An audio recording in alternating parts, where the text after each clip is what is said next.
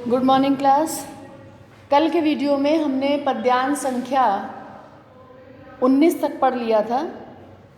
अब इसके आगे हम पद्यांश संख्या 20 से शुरू करेंगे, जिसमें कि राधा जी हवा से श्री कृष्ण के बारे में बताती हैं और विभिन्न क्रियाओं के द्वारा उसे राधा की व्यथा प्रकट करने का संदेश देती हैं, समझाती हैं कि किस प्रकार जाकर श्री कृष्ण को राधा की याद और ब्रजवासियों की याद दिला देना कई माध्यमों के द्वारा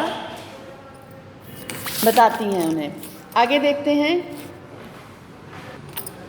ला के फूले कमल दल को श्याम के सामने ही, कहती हैं जितने पीछे उपाय बताए हैं चित्र के माध्यम से, पुष्प के माध्यम से, तो कहती है अगर इतने पर भी उन्हें हमारी स्मृति ना हो, हमारी याद ना आ सके।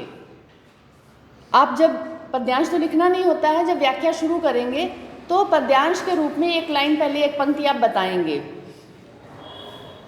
कि यहाँ पर राधा जी हवा से इस प्रकार से बताती हैं कि अगर पिछले जो भी चित्र के माध्यम अथवा पुष्प के माध्यम से जो भी तरीके बताए हैं, जो भी विधियाँ बताई हैं, युक्तियाँ बताई हैं, उन युक्तियों से अगर श्री कृष्ण को मेरी याद ना हो सके तो तुम ऐसा करना, वहाँ तालाब के किनारे देखना, तालाब में श्री कृष्ण तालाब के किनारे खड़े हों तो देखना कि वहाँ कोई कमल का फूला हुआ पुष्प, कमल दल को श्याम के सामने ही, फूले हुए कमल दल, फूले हुए कमल के पुष्प की पत्तियों को, दल का अर्थ होता है पत्तियाँ, सामने, श्याम के सामने लाना, आँखों के सामने उड़ाकर लाना धीरे धीरे से, और थोड़ा थोड़ा विपुल जल में व्यग्र हो डुबाना।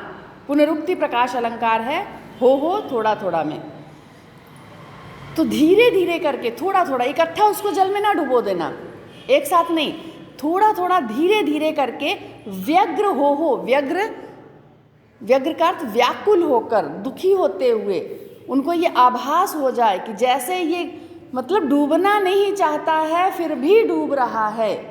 इसी प्रकार से यूं देना ए भगनी जतला, भगनी का अर्थ है बहन, हे बहन, इस प्रकार, हवा को बहन कहते हैं यहाँ पर, मानवीकरण अलंकार, हे बहन, इस प्रकार उनको ये जता देना, उनके सामने ये प्रकट कर देना कि इसी प्रकार जैसे ये कमल का पुष्प डूबना नहीं चाहता है फिर भी ये भीगा हुआ है, डूब रहा है, इसी प्रकार से अम्भोज नेत्रा, अम्भोज का अर्थ होता है कमल, नेत्रा नेत्रों वाली, इसी प्रकार इस कमल के जैसे नेत्र वाली एक बालिका, एक युवती जो आपकी प्रतीक्षा में आँखों को विरह विधुरा वारी में बोरती है, वो अपनी आँखों को विरह से व्याकुल होकर इसी कमल के पुष्प के समान जल में डुबोए रहती है। आंसुओं के जल में उसकी आँखें, आँखों के जो पुष्प हैं, आँखों रूपी कमल डूबे रहते हैं। रूपक अलंकार है, पुनरुक्ति प्रकाश अलंकार और अनुप्रास अलंकार है।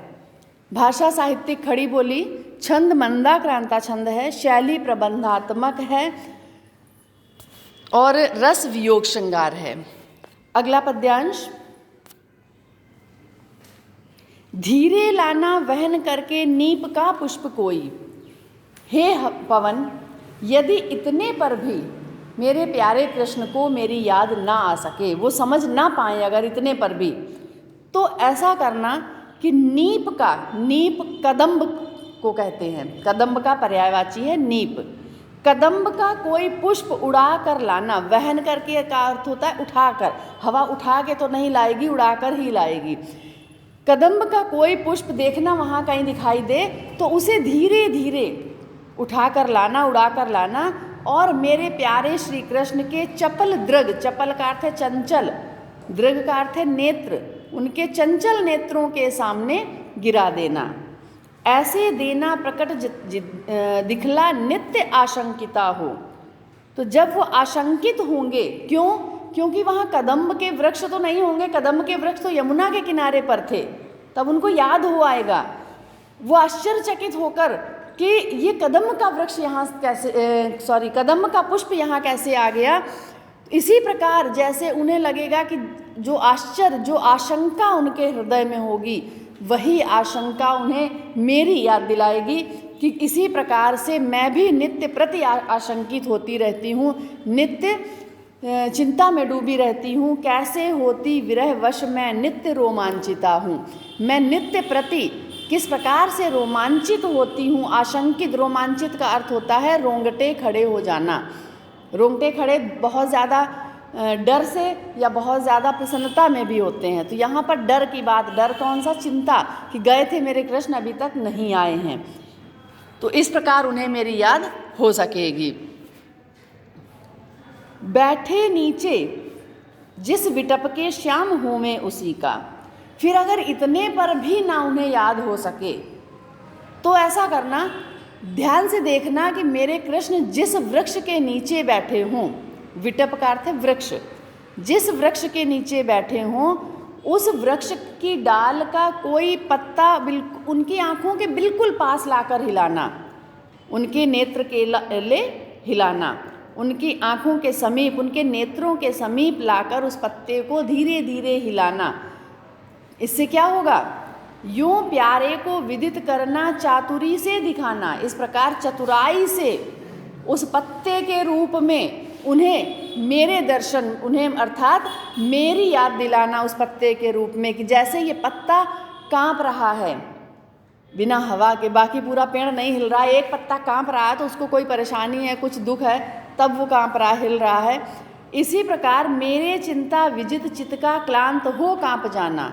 इसी प्रकार चिंता में डूबे हुए, चिंता के द्वारा, विजित का अर्थ होता है जीत लिया गया हो, जिसे चिंता द्वारा जीते गए मेरे हृदय को, हृदय का कांप जाना उस पत्ते के समान उन्हें समझाना तुम, कि इसी प्रकार मेरा हृदय भी कांप उठता है। सूखी जाति मलिन लतिका, इसमें उपमा अलंकार था, समान हो गया तो उपमा हो गया। सूखी जाति मलिन लतिका जो धरा में पड़ी हो। अब अगर इतने पर भी ना उन्हें याद हो सके, बहुत सारे तरीके बताती जा रही हैं कि अगर ऐसा ना हो, ऐसा ना हो, ऐसा ना हो, ऐसा करना। तो अब कहती हैं कि वहाँ देखना कोई लता सूखी हुई पड़ी हो, लतिका, बेल कोई, तो पाँवों के निकट उसको श्याम के ला गिराना। तो उसे सूखी, हरी बेल नहीं, सूखी बेल देखना कि जो पेड़ से तोड़कर फेंक दी गई हो, जो अपनी डाल से तोड़कर फेंक दी गई हो और वो सूख रही हो, अधसूखी, तो उसे लाकर कृष्ण के चरणों पर गिरा देना। यूं सीधे से, तो अब सीधे सीधे तुम, पहले क्या कहती हैं कि घुमा फिरा कर, अब कहती सीधे सीधे से प्रकट करना, प्रीति से वंचिता हो। इस प्रकार सीधे से उनके सामने ये प्रकट कर देना कि जैसे ये डाली से अलग होकर ये बेल नित्य प्रति सूखती जा रही है, वैसे ही मैं उनके प्रेम से वंचित होकर, प्रीति से वंचिता हो, प्रीति से वंचित होकर, वंचित का अर्थ होता है अलग होना, मेरा होना अति मलिन और सूखते नित्य जाना। इसी प्रकार से उनके प्रेम से विरक्त होकर, अलग होकर मेरा भी उस बेल के समान सूखते जाना और मुरझाते जाना उनके सामने प्रकट कर देना।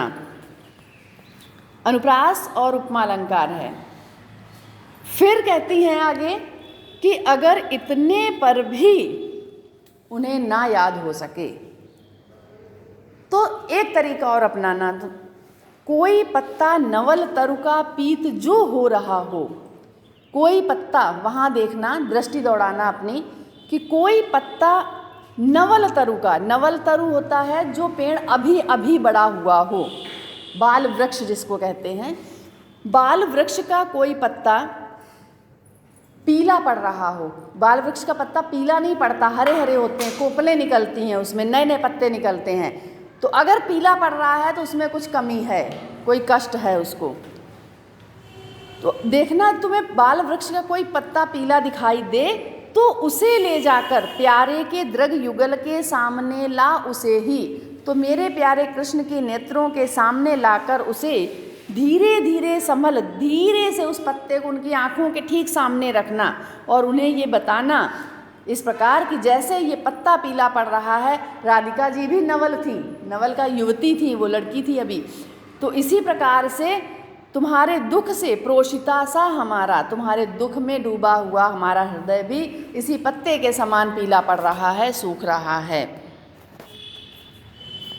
यूं प्यारे को विदित करके सर्व मेरी व्यथाएं।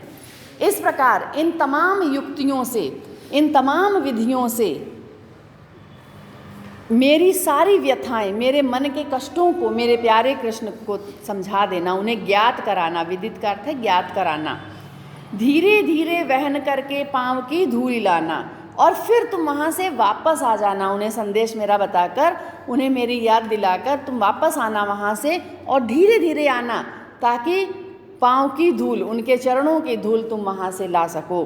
थोड़ी सी भी चरण रज जो ला ना देगी हमें तू।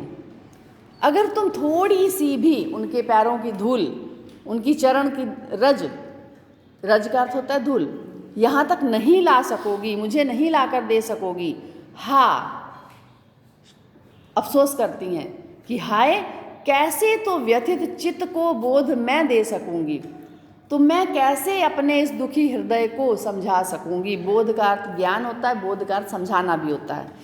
तो मैं कैसे अपने इस हृदय को समझा सकूंगी। फिर आगे कहती हैं, पूरी होवें ना यदि तुझसे अन्य बातें हमारी, कि ठीक है तुम्हारे पास ये सामर्थ्य नहीं है, ईश्वर ने तुम्हें बोलने की, बताने की और या फिर लाने की, हाथ पैर ये गुण नहीं दिए हैं, तो अगर तुम मेरी अन्य बातों को पूरा नहीं कर सको तो बस इतनी विनती मेरी मान लो, मेरी इतनी प्रार्थना सुन लो और यहाँ से चली जाओ। छू के प्यारे कमल पग को प्यार के साथ आ जा, मेरे प्यारे श्री कृष्ण के चरण कमलों को प्रेम के साथ स्पर्श करके आ जाओ वापस।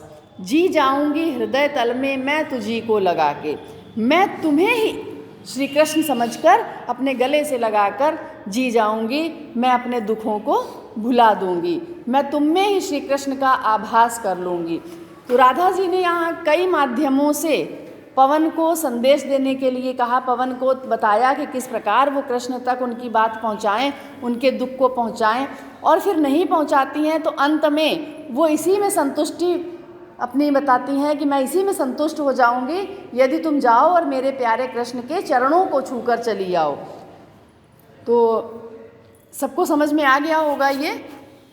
नहीं समझ में अगर आया है तो फिर से एक बार सुन लीजिए इसे, और फिर भी ना आए तो पूछ सकते हैं आप। धन्यवाद।